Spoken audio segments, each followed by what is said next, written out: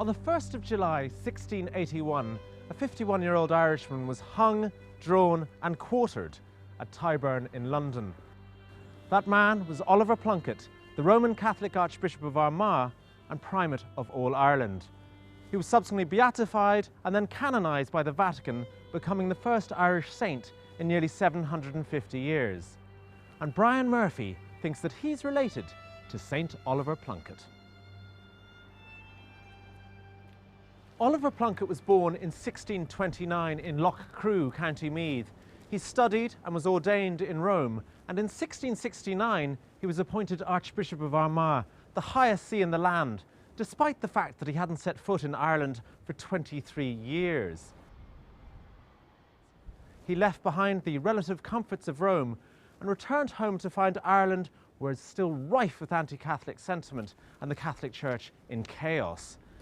Knowing that his return would be fraught with danger, he came dressed in disguise. He was military officer Captain William Brown, and he carried swords and pistols to complete the look.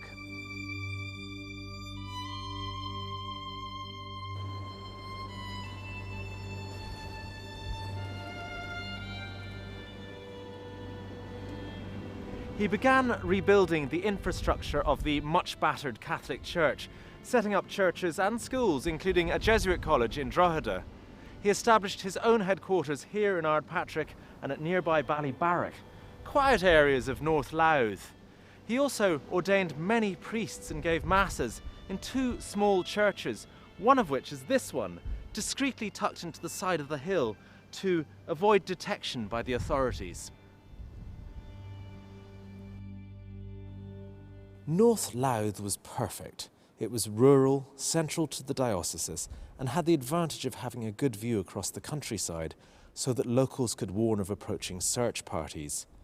Tradition has it that the saint hid and slept behind this magnificent oak tree in Ardpatrick to avoid capture.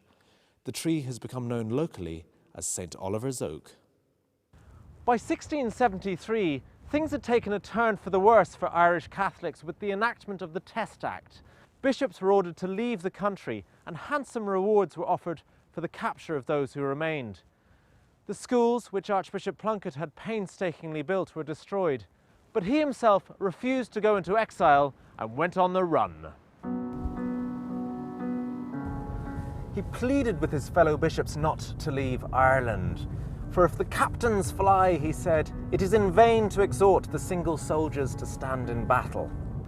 And he and John Brennan, the Bishop of Waterford, ended up on the run in South Armagh.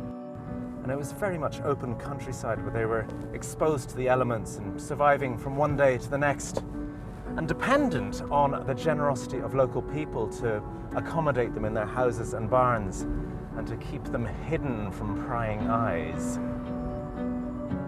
In 1678, a crooked troublemaker called Titus Oates unveiled the Popish plot. This was a largely fictitious conspiracy that leading Catholics were trying to assassinate Charles II. The Pope was said to be planning an invasion of England, and in Ireland, Oliver Plunkett stood accused of trying to bring French troops into Ireland through Carlingford. He was arrested and brought to trial in Dundalk.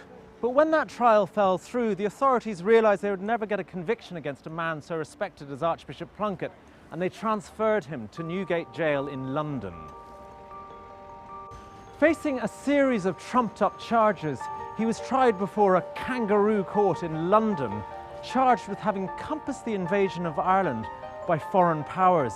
He was found guilty of high treason, and the punishment for that was death. But it wasn't just death. He was to be hung, drawn and quartered. He was drawn through the streets of Tyburn to the gallows, where he was hung until nearly dead.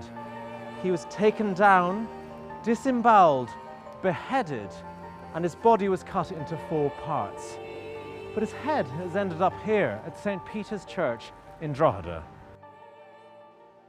Story has it that the executioner was bribed to save St. Oliver's body parts from the fire that was made to consume his remains. His head was quickly retrieved from the flames, but even so it's said that you can still see the scorch marks on the left side of his face. The outrage was so great that he became the last Roman Catholic martyr to die in England in this way. St. Oliver was canonised in 1975. So Brian Murphy thinks he's related to St. Oliver Plunkett. This is the Murphy family tree, and Brian's able to trace his ancestry directly back to this gentleman, Pat Murphy, who was farming in Drumlary near Oldcastle, County Meath in the 1750s. And that's a really good start because Drumlary is extremely close to where Oliver Plunkett was born at Loch Crew. But what's the actual genealogical link to the Plunkett family? We think it hangs on this lady here, Maria, who is Brian Murphy's great-great-great-great-great aunt. I know that Maria Murphy married into the Plunkett family. Her son was another bishop, Patrick Joseph Plunkett. Bishop Patrick Plunkett is remembered for his dedication to education and was a co-founder of St Patrick's College, which evolved into NUI Maynooth.